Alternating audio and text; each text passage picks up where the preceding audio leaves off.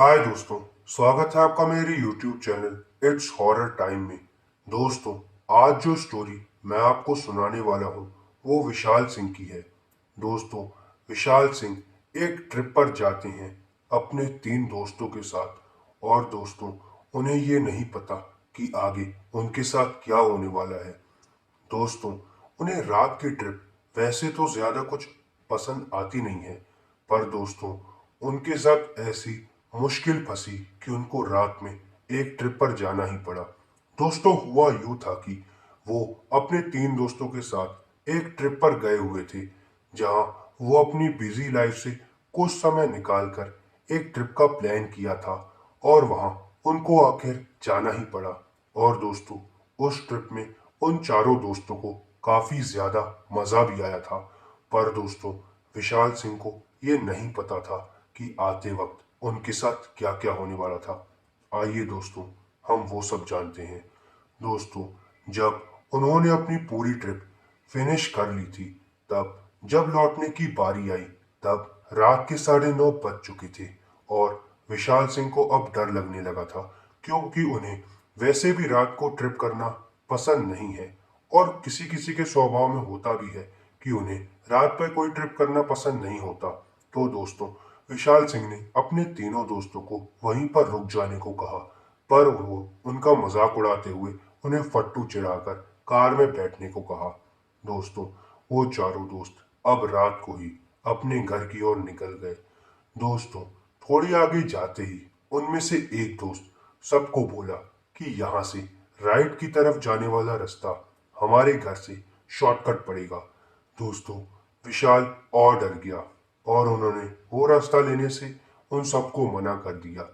पर दोस्तों, उन्होंने उसको फिर फट्टू कहकर चिढ़ाना शुरू कर दिया और फिर विशाल शांत हो गया। दोस्तों, विशाल की बात ना मानने का नतीजा ये हुआ कि वो लोग उस सुनसान सड़क पर चलने लगे और वो कुछ दूर सुनसान सड़क पर चलते ही अपनी मौज मस्ती में चलते जा ही रहे थे कि आखिर उन्हें एक आगे सड़क पर चलती हुई बूढ़ी माँ जी दिखाई दी। दोस्तों, विशाल और डरने लगा कि इतनी सुनसान सड़क पर और इतनी रात को एक बूढ़ी माँ जी कैसे आ सकती हैं। पर दोस्तों, उनके 3 दोस्तों का हेल्पिंग नेचर देखिए कि इतनी रात को भी वो उस माँ जी को घर छोड़ने के लिए उनसे मदद पूछ रहे थे कि क्या हम आपको घर तक छोड़ सकते हैं। पर जैसे ही उनमें से एक दोस्त ने उसकी तरफ देखा, मतलब उस बूढ़ी माँ जी की तरफ, तो सामने वाला जो गाड़ी ड्राइव कर रहा था उसने गाड़ी बहुत तेज भगा दी, क्योंकि आगे की जो 2 सीट पर लोग बैठे हुए थे उन्होंने उसकी शक्ल देख ली थी और वो जोरों से चीखने और चिल्लाने लगे थे। दोस्तों, वो बताते हैं कि वो शक्ल इतनी डरावनी थी कि अगर उसे कोई देख ले तो वहीं मर जाए। पर दोस्तों, जैसे तैसे उन्होंने होश संभाला और आगे की ओर चलते गए। दोस्तों, जैसे ही वो थोड़ा आगे पहुंचे, उन्हें उनको ब्रेक लगाना पड़ा। दोस्तों, वो ब्रेक उन्होंने तब लगाया जब वो बिल्कुल रास्ता बंद और खाई में गिरने से बचे थे। दोस्तों, आगे कंस्ट्रक्शन का काम चल रहा था। दोस्तों, अब वो चारों दोस्त एक दूसरे को देखने लगे और एक दूसरे को देखते हुए बोले कि अब क्या किया जाए। तो दोस्तों, उनमें से एक दोस्त बोलता है कि अब राइट या लेफ्ट कोई रास्ता है नहीं, आगे खाई है और पीछे वो बूढ़ी माँ जी। पर दोस्तों, वो करते भी तो क्या करते, उन्हें जाना तो उसी रास्ते पर था। दोस्तों, उन्होंने गाड़ी को मोड़ा और भगवान का नाम लेते हुए उसी रास्ते पर धीरे धीरे जाने लगे। दोस्तों, थोड़ा ही आगे जाते हुए उन्हें ऐसा महसूस हुआ कि कार के ऊपर की छत पर कोई बड़ा सा लकड़ा आके गिरा हो और वो चारों दोस्त उस लकड़े को महसूस कर पा रहे थे। और दोस्तों, उन्हें ये डर सताया जा रहा था कि वो बूढ़ी माँ जी उन्हें फिर न नजर आ जाए।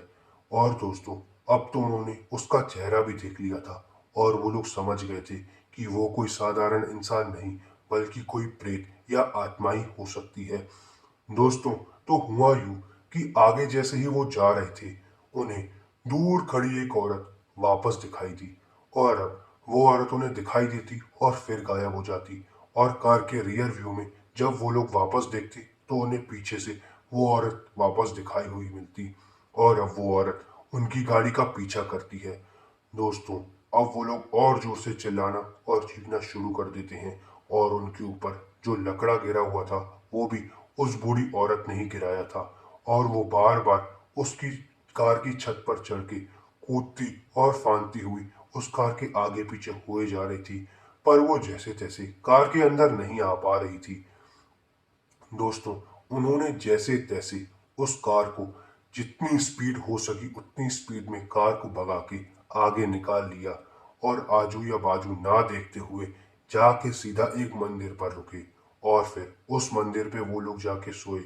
वहां पर उन्हें एक पुजारी मिला। दोस्तों, अचंभे की बात यह थी कि वो पुजारी समझ चुका था कि उनके साथ क्या हुआ है।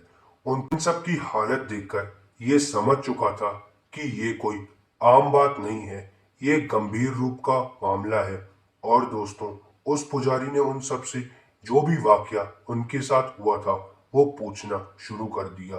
दोस्तों, उन सब ने हर एक चीज उन पुजारी को बताई जो उनके साथ हुई थी। दोस्तों, उस पुजारी ने उन सबको ये बताया कि तुम लोग बहुत ही लकी हो कि तुम लोग उस चुड़ैल से लड़कर यहाँ मंदिर तक आ चुके, नहीं तो यहाँ कितने ही गए थे। जितने भी लोग यहाँ से रात के 10 बजे के बाद गुजरते हैं वो चुड़ैल उन्हें ज्यादा से ज्यादा परेशान करने और अपने पास बुलाने की कोशिश करती है। और जो व्यक्ति उस चुड़ैल को देखकर अपनी गाड़ी रोक देता है या उसकी बातों में फंस जाता है वो उसे मार डालती है। दोस्तों, ये स्टोरी बिल्कुल रियल है। दोस्तों, धन्यवाद।